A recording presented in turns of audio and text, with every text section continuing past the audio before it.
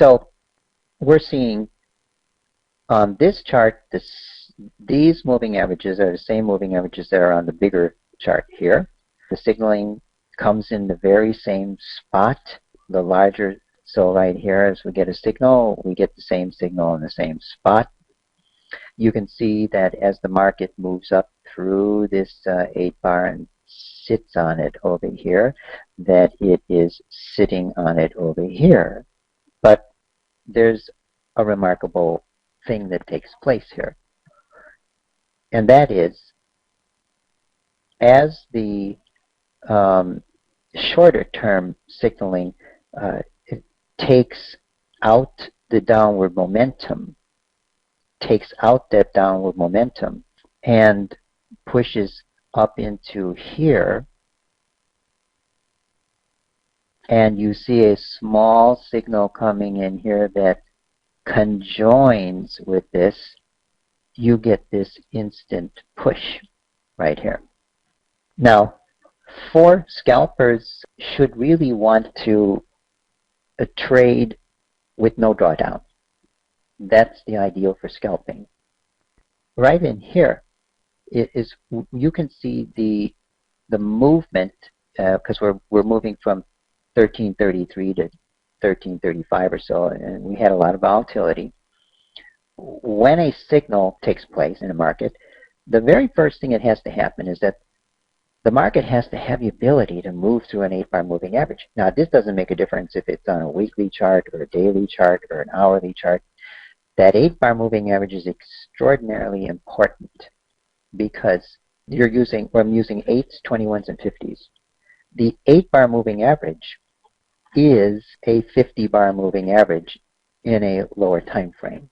The 50 bar moving average is the most used moving average in virtually all markets.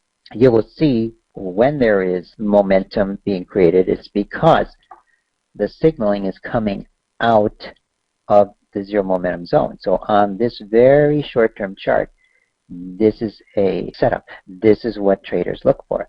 They want to, as a conservative entry, they want to see the market move up through the 8, sit on it, and have some signaling come out to fire itself out of the zero momentum zone.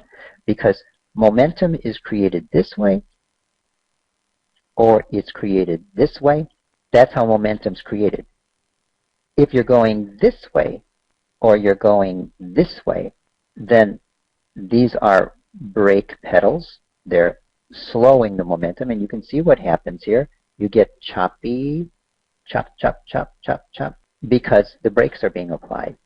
When you get momentum, even here, you can see more direct here, more direct here, more direct movement. It's much faster movement.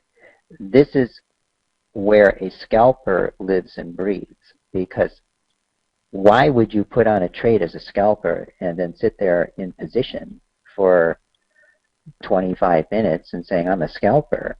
No, you may think you are, but you're not. You're a position day trader if you're doing that. And so there are spots where the market needs to base, it needs to take out that momentum, and so you don't belong trading over there. If you are trading there and thinking you're a scalper, your sense of what the market might do, your sense of classical predictive path will be destroyed, and that will have the effect of destroying your confidence. It's a much easier thing to say, well, if I can find the momentum under the right conditions and take the action, then I either didn't do it or I didn't do it properly. Momentum is a matter of we're coming out of the zero momentum zone, we're coming out of the zero momentum zone.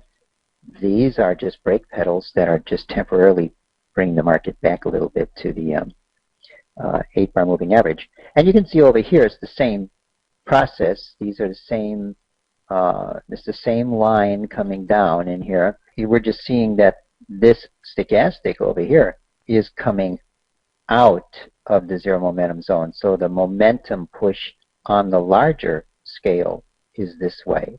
And then within that larger scale, these smaller momentums are doing the same thing.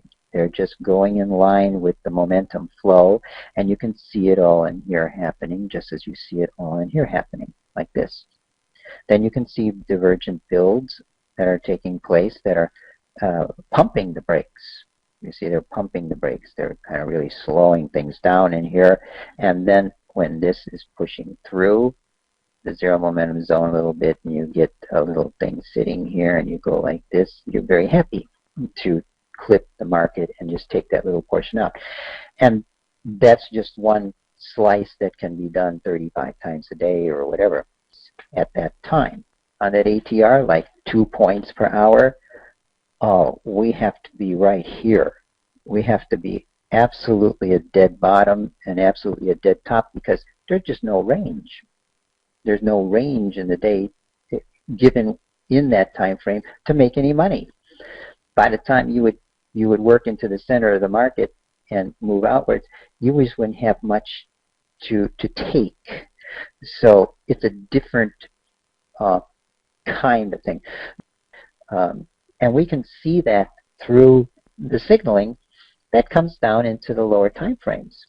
We can see it in terms of the match over here as we come down and start seeing where there are momentum pushes. We can tell when they're going to be disappointed.